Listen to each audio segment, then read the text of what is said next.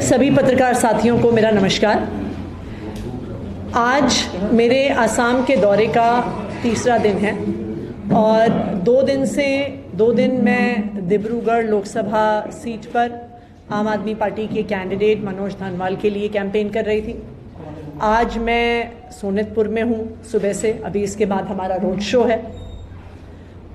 पिछले 3 दिन से अगर एक चीज़ सामने आई है वो ये आई है कि आसाम के लोगों में आम आदमी पार्टी के लिए, अरविंद केजरीवाल के लिए बहुत प्यार है और ये प्यार आज नहीं हुआ है।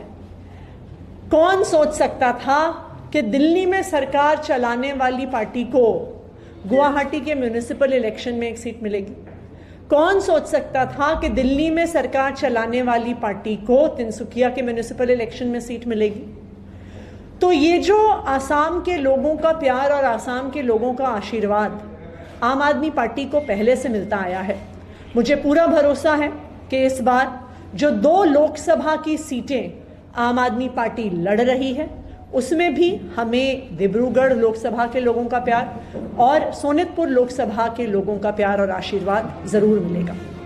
कई बार लोग ये सवाल उठाते हैं कि क्या आम आदमी पार्टी लोकसभा की सीट जीत सकती है, कि भारतीय जनता पार्टी की सेंटर में भी गवर्नमेंट है, स्टेट में भी गवर्नमेंट है, इतने दिग्गज कैंडिडेट हैं, लेकिन आज खुद भारतीय जनता पार्टी का डर ये दिखा रहा है कि आम आदमी पार्टी के दोनों कैंडिडेट उनको इन दोनों सीटों में बहुत तगड़ी टक्कर दे रहे हैं।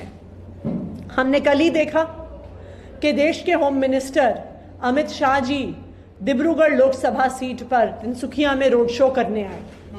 ऐसी खबर मिल रही है कि मनोज तिवारी जी भी आएंगे। ऐसी खबर मिल रही है कि प्रधानमंत्री नरेंद्र मोदी जी भी आएंगे। ऐसा क्या हो गया आसाम की इन 2 लोकसभा सीटों में कि सारे बड़े बड़े नेता भारतीय जनता पार्टी के यहाँ पे कैंपेन करने के लिए आ रहे हैं? सिर्फ एक चीज हुई है कि आम आदमी पार्टी भारतीय जनता पार्टी को तगड़ी टक्कर दे रही है और अब भारतीय जनता पार्टी को भी डर लग रहा है कि वो आम आदमी पार्टी के कैंडिडेट के हाथों हार जाएंगे। दूसरी बात, इस डर के कारण पूरे प्रशासन को आम आदमी पार्टी के खिलाफ और भारतीय जनता पार्टी के फेवर में इस्तेमाल किया जा रहा है। हम बार बार देख रहे हैं कि प्रशासन अपना एक तरफा समर्थन भारतीय जनता पार्टी को दे रहा है। सरकारी होर्डिंग पर भारतीय जनता पार्टी का प्रचार का मटेरियल लग रहा है। सरकारी सेल्फ हेल्प ग्रुप्स की महिलाओं को रैलियों में लाया जा रहा है। आम आदमी पार्टी पहले परमिशन मांगती है लेकिन भारतीय जनता पार्टी को पहले अप्रूवल दिया जाता है। अमित शाह जी की सिक्योरिटी के नाम पर आम आदमी पार्टी के कार्यकर्ताओं को, आम आदमी पार्टी के लीडर्स को तिनसुकिया की रैली में पहुंचने नहीं दिया जाता। तो ये सब, चाहे भारतीय जनता पार्टी का बढ़ता हुआ प्रचार हो या प्रशासन का प्रयोग आम आदमी पार्टी के खिलाफ हो, ये सब इस बात का द्योतक है कि भारतीय जनता पार्टी को आम आदमी पार्टी के दोनों कैंडिडेट से डर लग रहा है। इसलिए भी लग रहा है क्योंकि भारतीय जनता पार्टी ने आसाम के लोगों को झूठे वादे किए। उन्होंने कहा कि हमें डबल इंजन की सरकार दीजिए, लोकसभा में भी हमें जिताइए, विधानसभा में भी हमें जिताइए, तो हम चाय के बागान में काम करने वालों को 351 रुपए हजीरा देंगे। नहीं दिया। उन्होंने कहा कि हम चाय के बागान में काम करने वालों को माटी पट्टा देंगे। नहीं दिया। उन्होंने कहा कि 6 आदिवासी ट्राइब्स को जनजाति का स्टेटस देंगे, शेड्यूल्ड ट्राइब का स्टेटस देंगे। नहीं दिया। प्रधानमंत्री नरेंद्र मोदी जी ने कहा कि अगर भारतीय जनता पार्टी की केंद्र में सरकार बनती है तो विदेश से आए हुए लोगों को अपना बोरिया बिस्तर बांधने के लिए तैयार होना चाहिए। लेकिन 10 साल के बाद वही मोदी जी सीएए का कानून लेके आते हैं, कहते हैं विदेश से आए लोगों को घर भी देंगे, मकान भी देंगे, नागरिकता भी देंगे, माटी पट्टा भी देंगे। असम में रहने वाले लोगों को माटी पट्टा नहीं मिलता, लेकिन जो विदेश से लोग आ रहे हैं उनको सीएए के तहत ये सब दिया जाएगा। तो आज असम के लोगों ने देख लिया है कि भारतीय जनता पार्टी के जुमलों पर भरोसा नहीं किया जा सकता।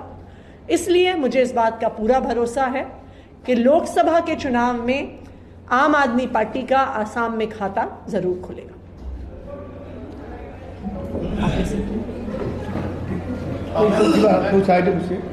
मैम, जैसे आप declared to observe the Tamasani Hataao at the Samvidhan Basao Divas on the April 14.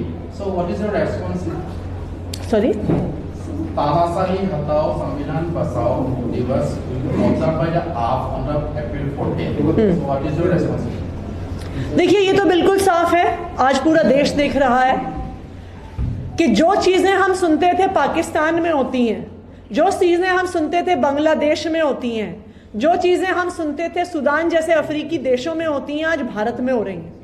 कि चुनाव की घोषणा के बाद विपक्ष के नेताओं को गिरफ्तार कर लिया जाता है, चुनाव की घोषणा के बाद विपक्षी पार्टियों के बैंक अकाउंट सील हो जाते हैं, चुनाव की घोषणा के बाद विपक्षी पार्टियों को आईटी नोटिस दिए जाते हैं। मुझे लगता है चुनाव खत्म होने से पहले हो सकता है कि विपक्ष की कुछ पार्टियों को डी रजिस्टर भी कर दिया जाए, उनका सिंबल भी छीन लिया जाए। ये तानाशाही नहीं है तो और क्या है? ये तो हम रशिया में भी देखते हैं, ये तो हम नॉर्थ कोरिया में भी देखते हैं, जहां पे तानाशाही है, जहां पे लोकतंत्र नहीं है, कि एक ही आदमी चुनाव लड़ता है, एक ही आदमी सारे वोट पाता है, फिर कहता है कि मैं लोकप्रिय और लोकतांत्रिक तरीके से चुना हुआ नेता हूं। तो आज भारत में भी यही हो रहा है क्या भारत में भी वही हो रहा है जो हमने पाकिस्तान में देखा कि किस तरह इमरान खान को जेल में डाल दिया गया, उसकी पार्टी के सारे नेताओं को जेल में डाल दिया गया, उनके पार्टी का सिंबल छीन लिया गया। जो कुछ हम फेलिंग डेमोक्रेसीज में देखते थे, पाकिस्तान, बांग्लादेश, सूडान, आज भारत में हो रहा है। मैं आज आप सबके माध्यम से इलेक्शन कमीशन ऑफ इंडिया को अपील करना चाहती हूं कि आज जो तीनों इलेक्शन कमिश्नर्स उस कुर्सी पे बैठे हैं, आप टीएन शेषन जैसे दिग्गजों के उत्तराधिकारी हैं। आपकी जिम्मेदारी है, संविधान ने आपको जिम्मेदारी दी है इस देश के संविधान को, इस देश के लोकतंत्र को बचा के रखने की। तो इसलिए आप इस संवैधानिक जिम्मेदारी को पूरा करें, इस देश के लोकतंत्र को बर्बाद ना होने दें। एक बहुत बड़ी जिम्मेदारी इलेक्शन कमीशन के हाथ में है।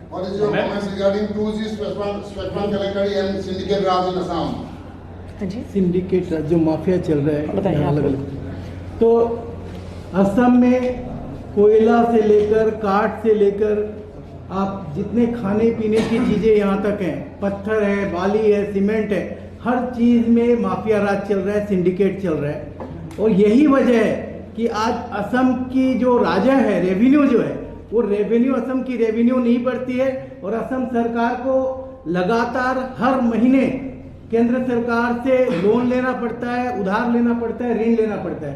आज असम के ऊपर जो कर्जा है, उस कर्जे का सबसे मूल कारण यही है कि जो असम की संपत्ति है उसकी चोरी हो रही है और पूरे असम में माफिया राज चल रहा है। इस माफिया राज को खत्म करना पड़ेगा और जो सत्ताधारी लोग हैं, सत्ता के पक्ष में जो लोग हैं, उनको गंभीरता के साथ इसके ऊपर कार्रवाई करनी चाहिए। लेकिन असम की जनता ये सारी चीज देख रही है। आने वाले दिनों में अगर ये सरकार इन सब चीजों को ठीक नहीं करती है, इसी तरीके से लोन पर लोन लिए जाती है, इसी तरीके से माफिया राज चलता रहता है, तो असम की जनता उसका जवाब देगी। और आम आदमी पार्टी, हम लोग निश्चित तौर पर, आज हम लोग सिर्फ 2 सीटों पर लोकसभा के चुनाव लड़ रहे हैं, लेकिन आने वाले दिनों में हम असम के जितने चुनाव हैं उसमें हम भागीदारी करेंगे। और विधानसभा का चुनाव आ रहा है, असम की जनता निश्चित तौर पर आम आदमी पार्टी जैसी एक पार्टी को चुनेगी जो इस माफिया राज को खत्म करेगी। मैम, आपसे एक क्वेश्चन है, what about your reaction about your chief minister Arvind Kejriwal? His petition was dismissed by the SC yesterday and today moved in the Supreme Court. I want to add this. There's a BJP also today states the protest in the Delhi and demands to that the Arvind Kejriwal to quit. मैं भी ये कर देता हूँ इसमें, आखिर bell क्यों नहीं मिल रहा है? अगर सही है, आपका हिसाब से अगर सही है, तो केजरीवाल जी को बेल क्यों नहीं मिल रहा है कोर्ट से? कोर्ट का ऊपर आपका भरोसा है कि नहीं? देखिए, अरविंद केजरीवाल को, मनीष सिसोदिया को, सत्येंद्र जैन को बेल क्यों नहीं मिल रही है, इस बात को समझने के लिए हमें PMLA, prevention of money laundering act को समझना पड़ेगा। पीएमएलए जो कानून है ये बना था जब भारत ने इंटरनेशनल कन्वेंशन साइन करी थी काउंटर टेररिज्म पर, इंटरनेशनल कन्वेंशन साइन करी थी ड्रग ट्रैफिकिंग के खिलाफ। तो पीएमएलए के कानून में बेल मिलना लगभग असंभव है, क्योंकि मनी लॉन्ड्रिंग के माध्यम से पैसा किसी आतंकी हमले में ना चला जाए, मनी लॉन्ड्रिंग से पैसा ड्रग्स की खरीद फरोख्त में ना चला जाए। इसलिए पीएमएलए इतना सख्त कानून है जो क्रिमिनल जस्टिस सिस्टम के प्रिंसिपल्स को उल्टा कर देता है। क्रिमिनल जस्टिस सिस्टम ये कहता है you are innocent until proven guilty, PMLA ये कहता है you are guilty until proven innocent. Criminal justice system ये कहता है bail is the norm, jail is the exception. PMLA ये कहता है jail is the norm, bail is the exception. तो ये एक ऐसा कानून है जिसमें किसी को भी बेल मिलना लगभग असंभव है। उसका कारण यह है ऐतिहासिक कि ड्रग्स की खरीद फरोख्त रोकने के लिए, आतंकी हमले रोकने के लिए ऐसा कानून बनाया गया। लेकिन आप मुझे बताइए कि क्या आज के दिन में पीएमएलए का प्रयोग आतंकी हमले रोकने के लिए हो रहा है, ड्रग्स की खरीद फरोख्त रोकने के लिए हो रहा है? नहीं हो रहा। सिर्फ और सिर्फ विपक्ष के नेताओं पर हमले करने के लिए हो रहा है। ईडी के केस किए जाते हैं, विपक्ष के नेताओं को जेल की धमकी दी जाती है। अगर वो भारतीय जनता पार्टी में आ जाते हैं तो उनके केस खत्म हो जाते हैं, वो नहीं आते हैं तो वो जेल जाते हैं और पीएमएलए में उनको बेल नहीं मिलती है, क्योंकि वो कानून ही ऐसा है। अगर भारतीय जनता पार्टी कहती है कि अरविंद केजरीवाल ने, मनीष सिसोदिया ने करप्शन किया, तो क्यों प्रिवेंशन ऑफ करप्शन एक्ट में केस नहीं लगाती है? इसलिए नहीं लगाती है क्योंकि उस कानून में बेल का प्रावधान है। अगर भारतीय जनता पार्टी ये कहती है कि अरविंद केजरीवाल ने कोई क्रिमिनल एक्टिविटी करी, भ्रष्टाचार किया, कोई कानून तोड़ा, तो क्यों क्रिमिनल प्रोसीजर कोड सीआरपीसी में केस नहीं लगाती है? इसलिए नहीं लगाती है क्योंकि सीआरपीसी के तहत बेल मिलती है। पीएमएलए में केस करने का कारण ही यही है कि उस कानून के तहत बेल मिलना लगभग असंभव है। और फिर भारतीय जनता पार्टी के प्रवक्ता टेबल ठोक ठोक के कह सकें कि बेल क्यों नहीं मिली, बेल क्यों नहीं मिली, बेल क्यों नहीं मिली। तो ये बिल्कुल साफ है कि ना अरविंद केजरीवाल के खिलाफ, ना मनीष सिसोदिया के खिलाफ, ना संजय सिंह के खिलाफ कोई भी प्रूफ नहीं है, कोई भी मनी ट्रेल नहीं है। जब संजय सिंह जी की बेल सुप्रीम कोर्ट के सामने आई तो कोर्ट ने बार बार ईडी से पूछा मनी ट्रेल कहां है, प्रोसीड्स ऑफ क्राइम कहां है, पैसे मनी लॉन्ड्रिंग का सबूत कहां है? ईडी के पास कोई जवाब नहीं था।